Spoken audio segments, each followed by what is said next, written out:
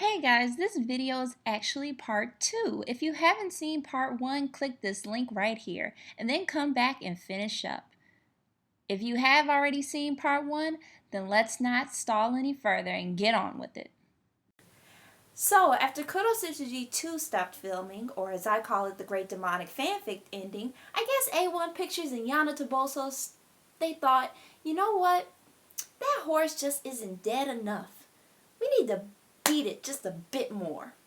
Since the production of Kuroshitsuji 2, there have been 5 OVAs. And I believe all of these happened within the span of maybe a year or two. So to save us some time, I'm going to try my best to sum up all these OVAs so I can finally move on with the rest of the Kuroshitsuji franchise, seeing as I still have Book of Circus and now Book of Murder to go through.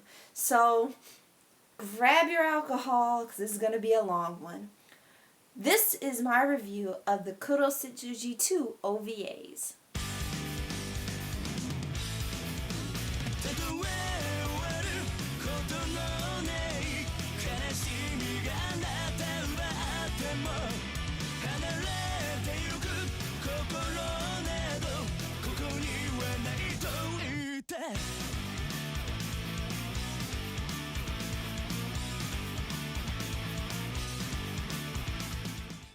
The spider's intention.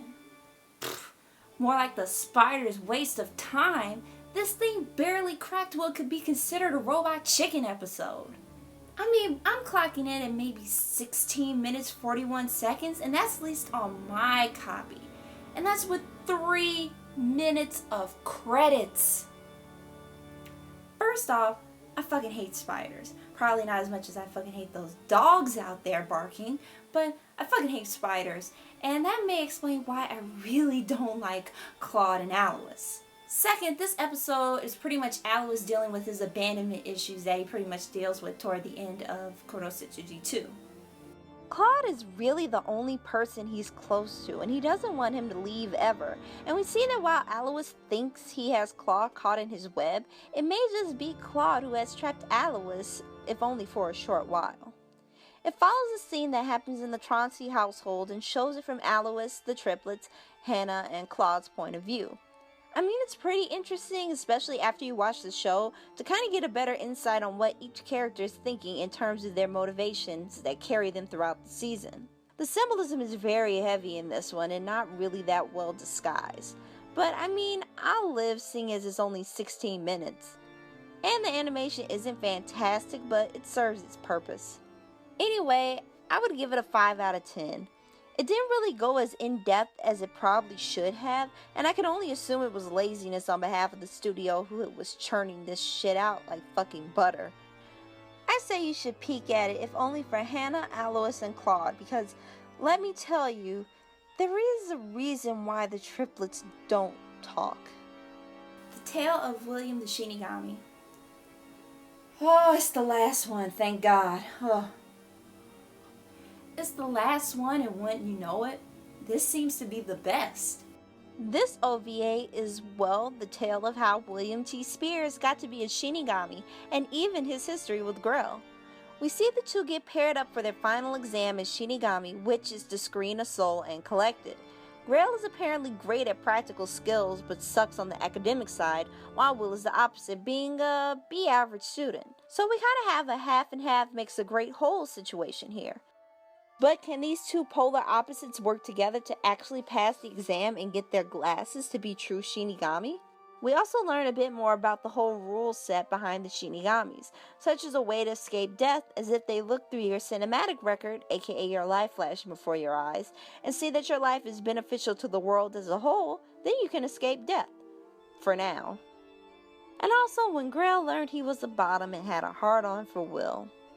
But in all seriousness, this is the best OVA out of the bunch. I felt that it did pretty good justice for the characters, especially Grell, who was as hot-headed as ever, and even gave us a deeper insight into Will's character and made me understand just why he is the way he is. You even feel for the guy that they were supposed to reap, which is wonderful in the short time that they've had, and the even shorter amount of lines that they gave the guy. Overall, yeah, I would have to say this was the best one.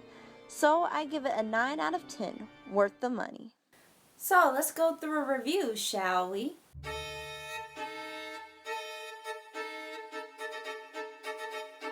Welcome to the Phantom Hives receives a 1 out of 10.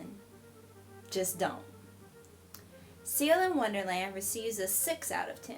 Pretty decent and overall pretty good to watch. The Making of Kuroshitsuji 2 gets a 4 out of 10.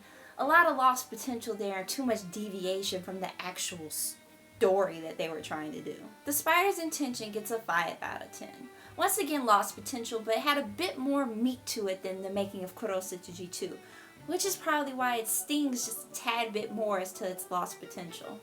And finally, The Tale of William the Shinigami, I give it a 9 out of 10. It's worth the money and worth you checking out. Whew, okay guys, that's all the OVAs done. Oh my god, that was a lot.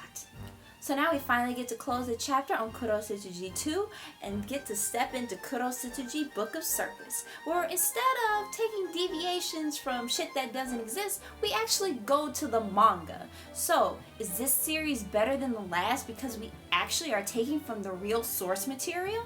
Well, we'll find out. Don't forget to like, comment, and subscribe, and I will see you all later. This is AnimeSelect signing out. Bye.